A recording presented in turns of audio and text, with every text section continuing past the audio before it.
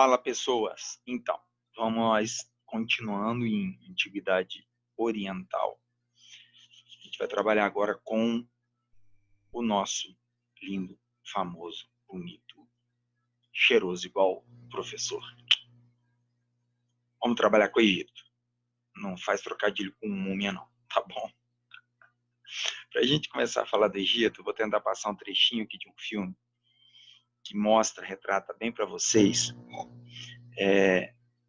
o que era o Egito. Dá só uma olhada.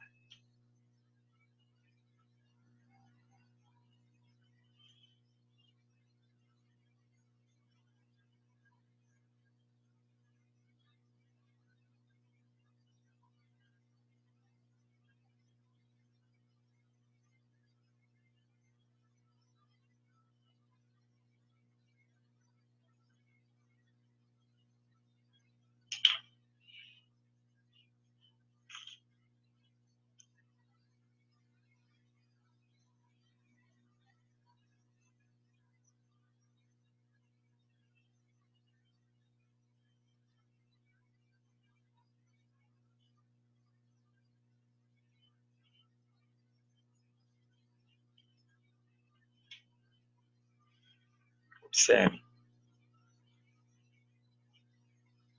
Olha essa animação agora, ó. Esse é o Vale do Nilo. Olha o período da cheia como ele enche e ocupa tudo, né? Ocupava tudo. Esse era o período da cheia. E aí depois que passava o período da cheia, ele ia esvaziando, ele ia voltando ao nível normal que ele tinha. Então, se vocês observarem, né, com base no que a gente falou, no que a gente viu, esse é o Vale do Nilo. Tá legal? Esse é o Vale do Nilo. Tá bem? E o Rio Nilo, ele durante aproximadamente 6 meses, ele ia enchendo e outros, né, 6 meses ele ia esvaziando. A cheia demorava em média 3 meses. Depois de 3 meses, ela regredia. Então você ficava aí, basicamente 6 meses com o Nilo num processo de cheia e de vazante, e você tinha ainda ali mais 6 meses, né, entre uma coisa e outra, para plantar, cuidar e colher. E por que o tempo todo eu mostrei isso aqui para vocês durante o vídeo? Egito, uma dádiva do Nilo. Guardem essa frase. Guardem essa frase. Gente, isso tudo aqui é deserto. Isso tudo aqui é deserto. E aí, do nada, surge uma civilização linda e maravilhosa. E a única coisa que possibilitou essa civilização de surgir era exatamente as cheias do Rio Nilo. Porque quando o Rio Nilo ele enche, ele coloca nas suas margens, igual vocês viram no vídeo, um monte de matéria orgânica, que deixava essas margens extremamente férteis. Além disso, quando ele atingia a cheia maior, o que acontecia? Imagina o seguinte, imagina que a cheia vinha até esse risquinho que eu estou fazendo aqui. Tá? O que eles ainda faziam depois? Eles podiam construir canais e levar a água para áreas no deserto que não tinham água e cultivar essas áreas. Então as cheias possibilitavam isso ainda, levar água a áreas que antes não tinham água. E aí você tem o período da cheia, que a água chega, você irriga, você leva a água para onde não existe água até então, tá legal?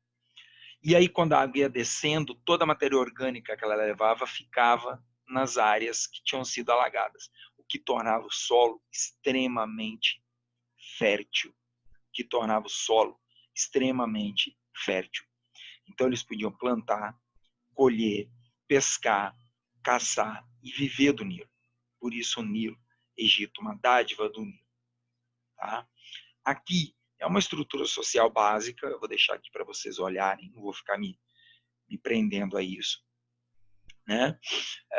O Egito ele é sempre muito lembrado pela questão religiosa, pelas suas questões religiosas. Né? Ele é sempre lembrado por isso. Eles eram politeístas. E um outro ponto que sempre marca muito o Egito, por essa questão religiosa, é a questão das múmias, né? É um traço marcante deles, é a questão das múmias.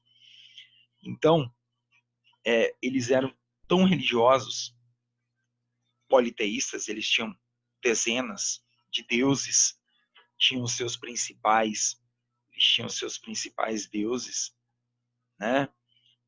Amon, ou simplesmente Ra, que era o deus Sol. Eles tinham Osíris, que era o Nilo. Eles tinham deuses em formatos de boi, de crocodilos, de gatos, né? Esses animais. E esses deuses eram sagrados para eles. E aí vem um ponto massa nessa história, porque a questão religiosa deles era tão forte que eles acreditavam na vida após a morte. Eu não vou entrar em detalhes aqui. Eles acreditavam na vida após a morte. E aí o que eles faziam? Eles acreditavam que muitas vezes a alma ela simplesmente saía do corpo, ia para o reino dos mortos, e um dia ela poderia voltar para o corpo. Então, quando essa alma volta, você tem que estar com o corpo preservado. É aí que eles desenvolvem um complexo sistema de mumificação. Pessoas, existem múmias do período egípcio de 3, 4 mil anos de idade, que ainda estão em perfeito estado de conservação. O que eles faziam? 80%, né? Se eu não me engano, 80% do nosso corpo é líquido, é água. Literalmente eles realizavam um processo de dissecação, igual a carne seca. Igual a carne seca.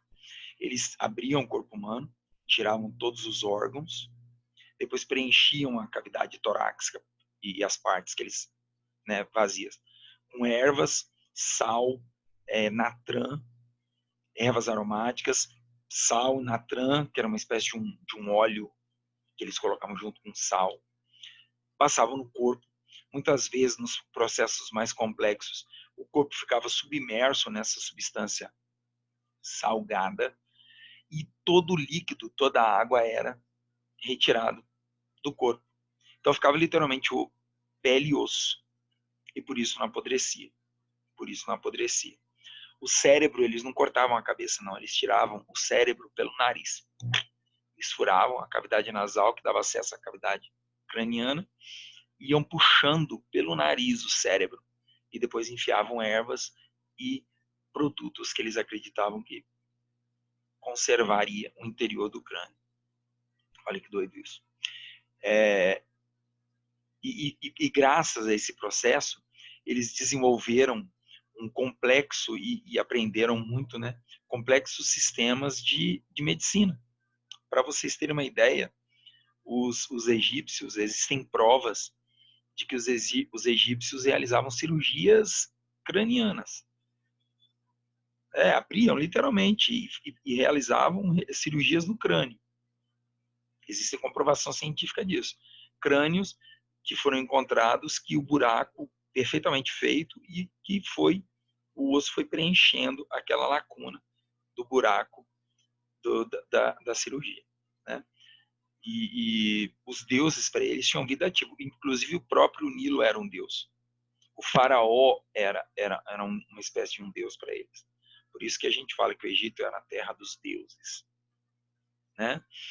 Eles eram politeístas, mas durante um período da história deles, durante o reinado do imperador Amenófis IV, durante o reinado do imperador Amenófis IV, como eles eram politeístas, os sacerdotes tinham muito poder no Egito, muito poder. Os sacerdotes eles tinham tanto poder que em certos momentos o poder do sacerdote ele se equiparava ao poder do próprio faraó. Um desses faraós, o Amenófis, tentando diminuir o poder dos sacerdotes, ele ele impôs o fim do politeísmo. Olha que doido. Ele impõe o fim do politeísmo e tenta implantar o monoteísmo. Ele diz o seguinte, olha, vai continuar existindo esse monte de deuses e tal, só que esses deuses são submissos a um Deus maior, que era o Deus, que era o chamado Deus Atom. O Amenófis IV, para impor esse Deus Atom, ele vai mudar o próprio nome dele. Ele deixa de se chamar Amenófis e passa a se chamar Akhenaton, o filho de Atom. Atom significava o círculo solar. Atom significava o círculo solar. Aqui é uma imagem que eles encontraram dele sendo banhado pelo círculo solar, né, com jarros, etc. e tal, recebendo as bênçãos, as benesses do Deus Atom. Por que a criação do monoteísmo? Como uma forma de enfraquecer o poder desses faraós. O povo aceitava, às vezes o povo era obrigado a aceitar, não tinha escolha, né? Pela força, eles acabavam aceitando. Deu certo? Não. A mudança vai acabar quando o Atom morre, né? Quando o faraó Atom morre, os faraós, os sacerdotes forçam o faraó seguinte a voltar com o politeísmo, a voltar com o culto ao politeísmo, e as imagens de Atom vão desaparecer. Pouca coisa resta desse período aí da história, dessa fase do monoteísmo. Se tiverem qualquer dúvida, coloca para mim, me pergunta, fique à vontade, coloca lá nos comentários, me chama no zap, enfim, é só me falar que eu tiro essa dúvida de vocês, tá? O Egito também teve sua estrutura império. No início, eles não eram, o Egito não era um império no início. O Egito, no início, ele era formado pelo que a gente chama de nomos, que era uma organização familiar, tá? Eram famílias que se organizavam ali e foram crescendo, dando origem a povoados. Esses nomos eram governados pelos nomarcas, ok? Praticava agricultura, etc, etc e tal. E à medida que a população vai crescendo ao longo do Vale do Nilo, a gente vai ver o surgimento de dois reinos. O Alto Egito, só que ele não ficava no alto, ele ficava no sul. A gente sempre pensa assim alto, mas aí a gente lembra do mapa, né? A gente lembra do mapa. E no mapa, se você parar para pensar fisicamente, o alto está no norte. Só que o Alto Egito era o sul, porque eram as regiões mais elevadas, com maior elevação. Então, o Alto Egito ficava no sul e o Baixo Egito ficava nas terras ao norte, próximas ao mar Mediterrâneo. Tá certo? Então, de tantos nomos, e um outro ponto interessante, muitas vezes cada nomos desse tinha um deus, cultuava um deus. Quando você tem a formação dos reinos, você vai incorporar esses vários deuses a esses reinos. E por volta de 3.200, para muitos historiadores, né, eles acreditam que por volta de 3.200, o faraó Menés, ele vai unificar os dois reinos, o Alto Egito e o Baixo Egito, e vai dar início a um único império, né, que vai ser o Egito. E esse faraó ele vai ter poder administrativo, poder judiciário, né, vai controlar os templos que vão ser administrados pelos sacerdotes, vai controlar o exército, né, vai poder fazer intervenções no comércio, etc, etc, etc. E tal. Então, quer dizer, esse faraó ele passa a deter poderes despóticos, poderes totais dentro do Império Egípcio. E aí o Império ele vai ser dividido em Antigo Império, Médio Império, Novo Império e Renascimento Saíta. Não vou ficar falando de cada um desses períodos, só quero destacar para vocês que as grandes pirâmides são do Antigo Império, que vai de 3.200 a 2.000 a.C., tá? A principal área a se desenvolver vai ser a região do delta do Nilo. Delta do Nilo por quê, Rodrigo? Por que delta do Nilo? Olhem nessa imagem aqui. Esse aqui é o Baixo Egito. Tá legal? E o delta está aqui, ó. Esse aqui é o Baixo Egito. Esse é o Baixo Egito. E o delta está aqui, ó, no mar Mediterrâneo. Um delta, ele vai ter para a gente,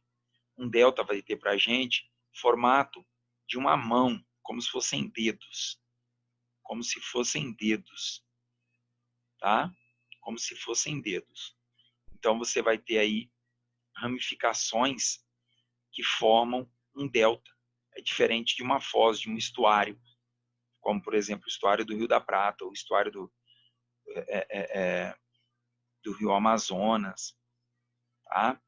Então, você tem o antigo império, a capital vai ficar no delta, e é desse período as grandes pirâmides. As pirâmides não eram castelos, não eram palácios, eram túmulos. Eles acreditavam, né, que quanto maior a pirâmide, maior era a demonstração de poder. E as três principais pirâmides, Quéops, Quefren e Miquerinos. Quéops a maior, Quefren e depois Miquerinos, dos seus sucessivos faraós. O Médio Império, que vai de 2000 a 1580, a capital era Tebas, era a cidade de Tebas, no Egito. Tá legal? O que a gente destaca aqui? O aumento das obras públicas e da irrigação, tá? Até que eles, por volta de 1630, eles são conquistados pelos Hicsos. E de 1630 a 1580, vai ser o período de dominação dos Hicsos. Em 1580, os egípcios vão se unir novamente, vão expulsar os Hicsos e vão escravizar um povo que, durante a ocupação dos Hicsos, penetrou em seu território. E que povo é esse? Os hebreus, os judeus. Então, eles vão escravizar os judeus, tá? De 1580 até 1250. Os judeus eles vão ser tratados e considerados escravos no Egito, tá ok? Até que no ano de 1250 acontece aí um fato bíblico que a gente conhece como o Êxodo, que é a fuga dos judeus do Egito.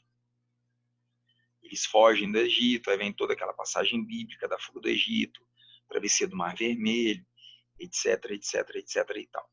Nesse período, um outro ponto que é interessante a gente destacar é que eles passam a não construir mais pirâmides. Eles continuam com construções gigantescas, só que eles passam a construir templos, como túmulos, e não mais pirâmides. Aí, às vezes, eles escolhiam a encosta de uma montanha, iam escavando montanha dentro, aquela montanha ficava toda escavada ali por dentro, e ali eles enterravam os seus faraós, né? Então é um período também um pouco diferente. Por volta de 1100, o Egito ele vai de novo ser dividido em Alto Egito e Baixo Egito, né? E por volta de 1085 é um período da decadência, quando os egípcios acabam sendo invadidos e dominados pelos assírios. Então você vai aí, a partir de 1085 a.C., o Egito ele perde a sua liberdade, a sua autonomia, e eles passam a ser dominados pelos assírios. Até 663, que vai ter um período curto conhecido como o Renascimento Saíta, porque a capital vai ser a cidade de Sais, né? Um destaque interessante desse período vai ser o faraó Necau. O faraó Necau, nesse período, ele vai tentar construir um canal ligando o Mar Mediterrâneo, né, ao Mar Vermelho, que hoje é o Canal de Suez. É a mesma ideia, mesmo princípio. Ele vai tentar ligar o Mar Vermelho ao Mar Mediterrâneo por um canal para facilitar o comércio. Não deu muito certo, não funcionou, ele vai praticar a primeira circunavegação do continente africano, vai ser durante, né, esse renascimento saído. Eles vão conseguir contornar o continente africano inteiro, sair e voltar, até que em 535 eles são conquistados pelos persas, aqueles persas da Grécia, né, de Esparta. Então, em 525 eles são conquistados pelos persas, 332 pelos macedônicos, em 30 pelos romanos, e a partir daí era o fim da autonomia dos egípcios. A escrita deles é uma coisa também muito marcante, era a escrita hieroglífica, né? Eles tinham 3 tipos, a escrita hieroglífica, os hieróglifos, eles tinham 3 tipos, né? A escrita hieroglífica, que era mais rebuscada, mais clássica. Existe uma forma dela mais simplificada, que era a hierática, e a demótica. É você imaginar assim, a escrita hieroglífica era a escrita sagrada, que apenas os escribas dominavam, a elite egípcia dominava. Cada símbolo representava uma ideia, cada símbolo representava um pensamento, uma frase inteira. Para tentar simplificar, eles pegam a escrita hieroglífica e diminuem a quantidade de símbolos e desenvolvem a escrita hierática. E para simplificar ainda mais, né, surge a escrita demótica. Imagina você, como tem hoje nos WhatsApps, né, você tem os emojis, emoticons aí da vida, o também é TB, o beleza é BLZ, né? Então imagina assim, beleza hieroglífica, hierática e demótica, ela mais simplificada. Então isso tudo também é da escrita deles, que ficou esquecida até o século XIX, e só foi possível porque eles encontram essa pedra que vocês estão vendo aqui, uma pedra de basalto negro, que eles vão, durante